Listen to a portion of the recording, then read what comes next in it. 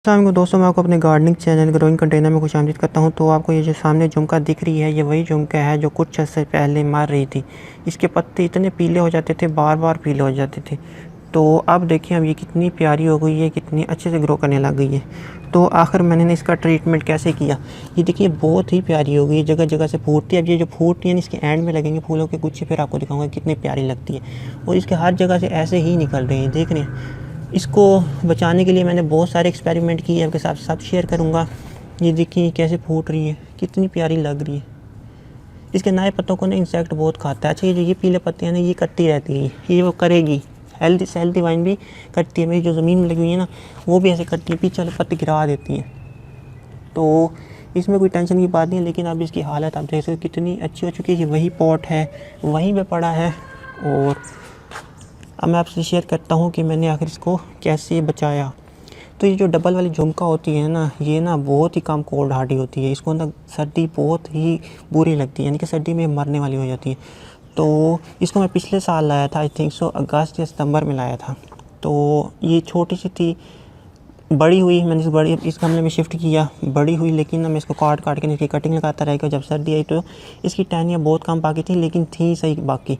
तकरीबन ना 5 से 8 से 10 टहनियाँ बाकी थी, काफ़ी लंबी लंबी थी, यहाँ मुड़ी हुई थी। वो मैंने इस वजह से रखी थी क्योंकि मुझे पता था कि सर्दी में ये गमले में इसको बचाना बहुत ही मुश्किल होता है। इसी वजह से मैं इसकी टहनियाँ रख दी थी। तो क्या हुआ, सर्दी पड़ी, ये सर्दी झेलती रही। जैसे ही बाहर आने लगी ना जनवरी में, तो उस टाइम ना ये ना गिव अप करने लगी, यानी कि सारी की सारी मरने लगी। इसकी सारी टहनियाँ जल गई, सिर्फ एक टहनी बची थी, जो कि ये आपको दिख रही है, ये वाली। ये इसकी नई टहनी निकली है, ये वाली टहनी बची थी, सिर्फ एक टहनी बची थी। और इसकी कोई टहनी नहीं बची, सब के सब टहनियाँ मर गई। वो भी कैसे बची, बस लक थी। लेकिन उसके बचने के बाद ना ये बहुत देर से फूटी, आहिस्ता आहिस्ता फूटी। फिर जब फूटती थी ना, ये क्या करती थी, अपने पत्ते पीले करने लग जाती थी। और रगें रेड होती थी, रगें ग्रीन होती थी, और पत्ते पीले, पूरे के पूरे पीले, इस तरह के पीले नहीं, पूरे के पूरे पीले करने लग जाती थी। आपको ना दिखाता हूँ वीडियो में कैसी थी। ये डबल वाली झुमका है। डबल वाली झुमका सर्दी में बहुत ज़्यादा स्ट्रेस लेती है। तो ये दफ़ा ना तकरीबन मरते मरते बची है, अभी भी ये स्ट्रगल कर रही है। तो इंशाल्लाह ये सही हो जाएगी, क्योंकि अब मुझे पहले से अच्छे लग रहे हैं पत्ते, क्योंकि पहले ऐसे पत्ते निकल रहे थे, अब थोड़े से ग्रीन हो गए क्योंकि मैं इसको ट्रीट किया थोड़ा।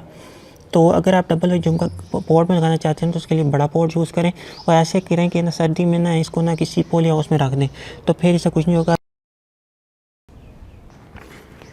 तो आपने देखा कि ना इसकी कितनी बुरी हालत थी। तो आखिर मैंने ना इसको क्या किया कि ये बच गई। तो सबसे पहले ना मैंने ना इसको दिया आयरन। मैं समझी इसमें आयरन की डेफिशिएंसी है, मैंने इसको आयरन डाला। आयरन डालने के बाद मैंने इसको पानी दिया, लेकिन इसकी कोई वो नहीं हुई, प्रोग्रेस नहीं हुई।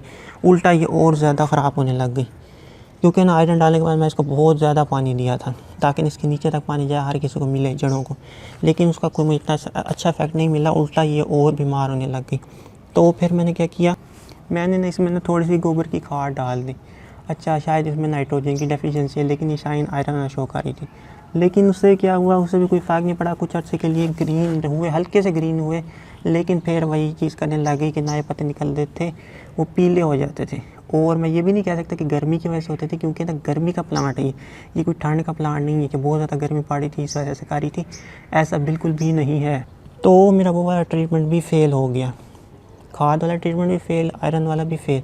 तीसरा मैंने क्या किया, मैं समझा इसमें शायद सॉल्ट फार्मेशन हो गई है, तो मैं इसको ज़्यादा पानी देना शुरू कर दिया, बार बार के मैं पानी देता रहा।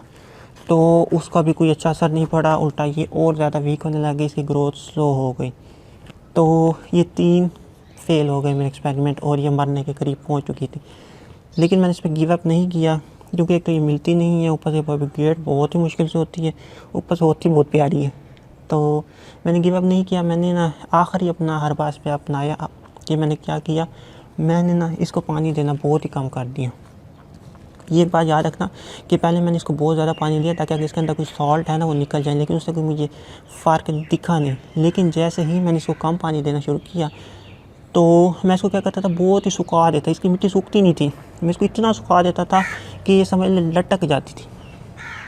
तो उसका बेनिफिट मुझे बहुत अच्छा मिला, बहुत अच्छा मिला। ये क्या हुआ कि ना ये ना कुछ अर्से बाद ना ग्रो होने लगी, इसने अपने पत्ते ना पीले करना कम कर दिए।